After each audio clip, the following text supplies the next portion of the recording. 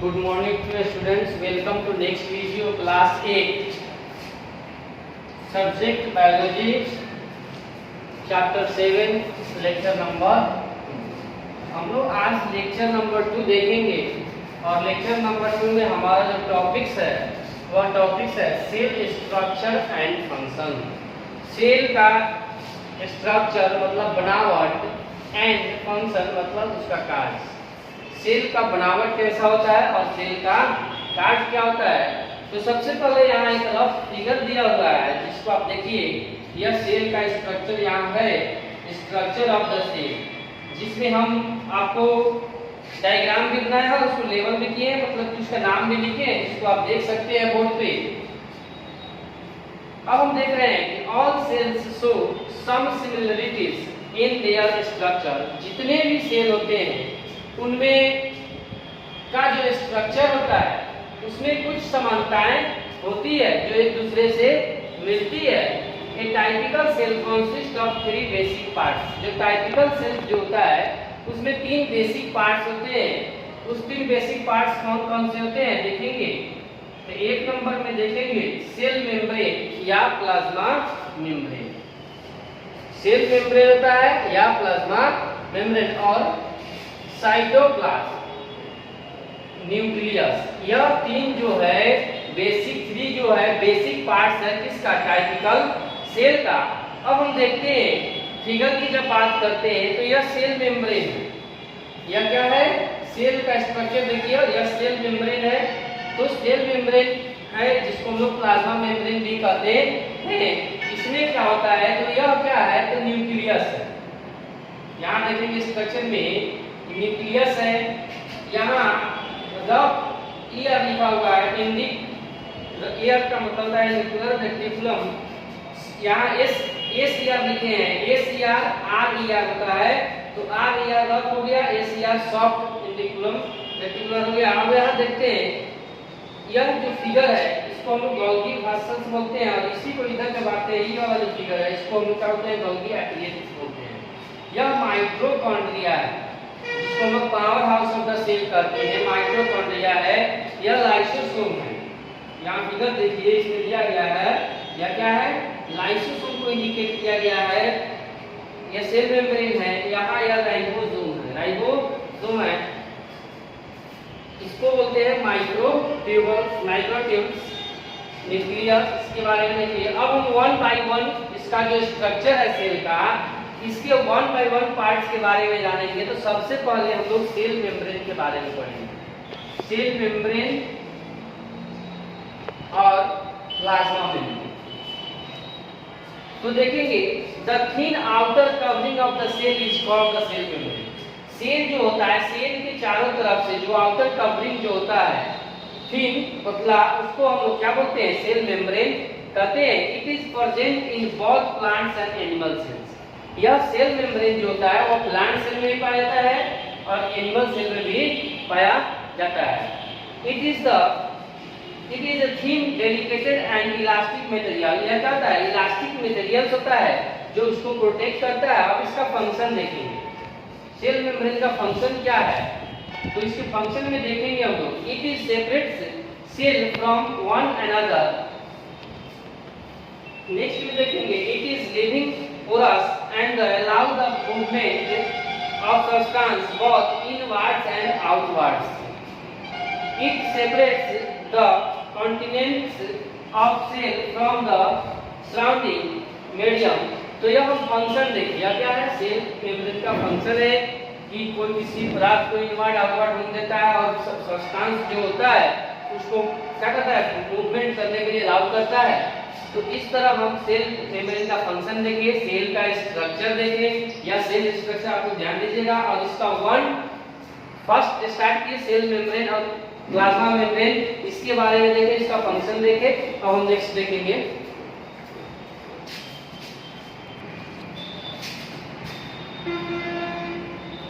हम नेक्स्ट देखेंगे cell structure and function जो देख रहे हैं इसमें हम लोग देखेंगे इन प्लांट्स में क्या होता है। तो an additional covering is present around the cell membrane called the cell wall कह रहा है कि एडिशनल कवरिंग होता है जो क्या होता है present around the cell membrane, cell membrane के चारों तरफ प्रेजेंट रहता है, जिसको हम लोग सेल वॉल कहते हैं।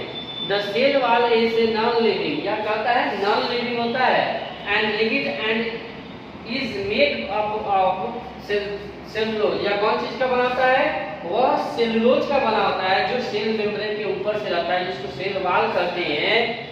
वह नॉन लिविंग थिंग्स होता है। It main function is provide the regularly shape and the protection of cell. उसका वर्क क्या है, तो वह सेल का प्रोटेक्शन करता है, उसको आकार देता है, शेप देता है। अब हम देखते हैं कि सेल में जो यहाँ न्यूक्लियस देखे हैं आप लोग, न्यूक्लियस के बारे में स्ट्रक्चर करते हैं, तो न्यूक्लियस का यह स्ट्रक्चर यहाँ बनाया हुआ है जो आप देख रहे हैं, किसका स्ट्रक्चर है, न्यूक्लियस का स्ट्रक्चर है। तो न्यूक्लियस कैसा होता है, तो देयर इज स्फेरिकल शेप, इसका शेप जो होता है वह स्फेरिकल होता है, spherical shape present in the centre of cell. जो कहां एज जो है यह कहां प्रेजेंट करता है, तो यह सेल के सेंटर में, जो यहां देख रहे हैं सेंटर में प्रेजेंट होता है। Which is surrounded by the cytoplasm, जो किससे घिरा होता है, साइटोप्लाज्म से घिरा रहता है, यह साइटोप्लाज्म से घिरा हुआ रहता है। इट इज कॉल्ड न्यूक्लियस, इसीलिए इसको क्या बोलते हैं, न्यूक्लियस कहते हैं। तो इस तरह हम क्या देखें, न्यूक्लियस के बारे में देखें, उसके पार्ट देखें, न्यूक्लियर कोर है, न्यूक्लियर एनवेलप है, क्रोमैटिन है, यह क्या है, न्यूक्लियोप्लाज्म है, न्यूक्लियस है। तो यह इसका पार्ट्स है।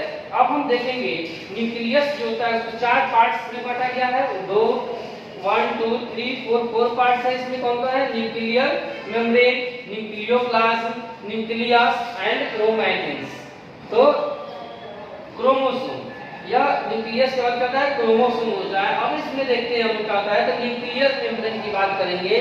तो सबसे पहले न्यूक्लियर मेम्ब्रेन क्या होता है, the outer covering of the nucleus is called nuclear membrane. जो क्या होता है कि न्यूक्लियस के चारों तरफ से जो घिरा हुआ रहता है, आउटर कवरिंग जो होता है न्यूक्लियस का, उसको हम क्या बोलते हैं, न्यूक्लियर मेम्ब्रेन कहते हैं। It is porous and allow the movement of materials, यह क्या करता है, यह पोरस होता है और यह मटेरियल जो होता है वो मूवमेंट करने के लिए इसको अलाउ करता है between the cytoplasm and the nucleoplasm. किसके अंदर, तो साइटोप्लाज्म एंड न्यूक्लियोप्लाज्म जो होता है उसके बीच में। अब देखें न्यूक्लियस, तो न्यूक्लियस में क्या देखते हैं, it is the densely state spherical structure found in the nucleus.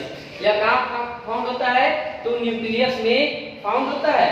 अब न्यूक्लियोप्लाज्म के बारे में देखेंगे, तो न्यूक्लियोप्लाज्म क्या है, यह जेली लाइक सब्सटेंस है, जेल की तरह, जैसे जो आप बाल में लगाते हैं जेल, तो उसी तरह रहता है, जेली लाइक सब्सटेंस है that fill up the nucleus, जो कहां रहता है, न्यूक्लियस में भरा रहता है, जेली लाइक।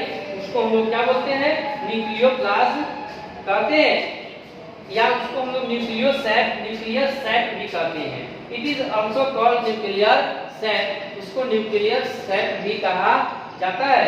अब देखिए क्रोमोसोम, तो क्रोमोसोम की जब बात करते हैं तो क्रोमोसोम क्या होता है, यह भी सेल का ही पार्ट है, जिसमें क्या होता है, the create like structure present in the nucleus are called chromosome. जो न्यूक्लियस में प्रेजेंट रहता है उसको हम लोग क्रोमोसोम कहते हैं।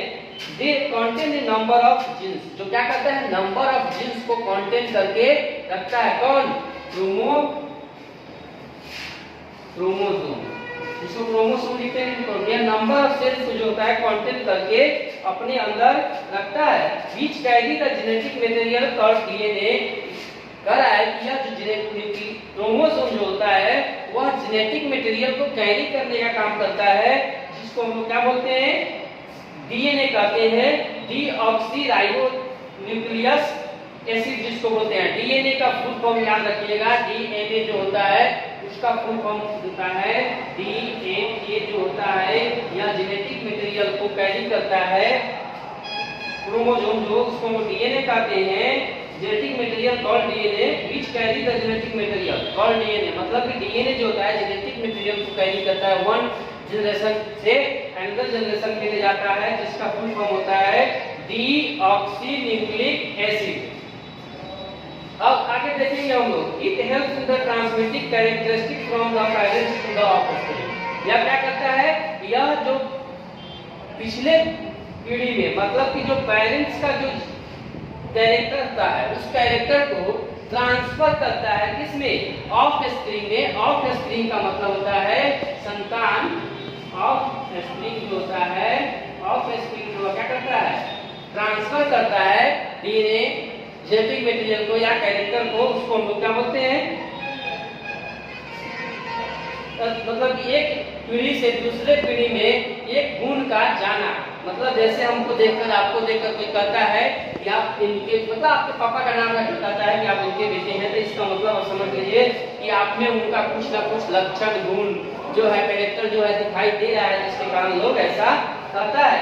तो इस तरफ हम आप देखें क्रोमोसोम के बारे में भी देखें। अब हम नेक्स्ट लेक्चर में देखेंगे on the basis of composition of nuclear cells can be categories into two types. दो पार्ट बांटा गया, एक यूकैरियोटिक और प्रोकैरियोटिक, जिसका हम नेक्स्ट लेक्चर में चर्चा करेंगे, लेक्चर 3 में। अब आप लोग इसको देखिएगा, समझिएगा, जहां भी दिक्कत होगा फिर स्कूल जब खुलेगा तो आपको बताएंगे।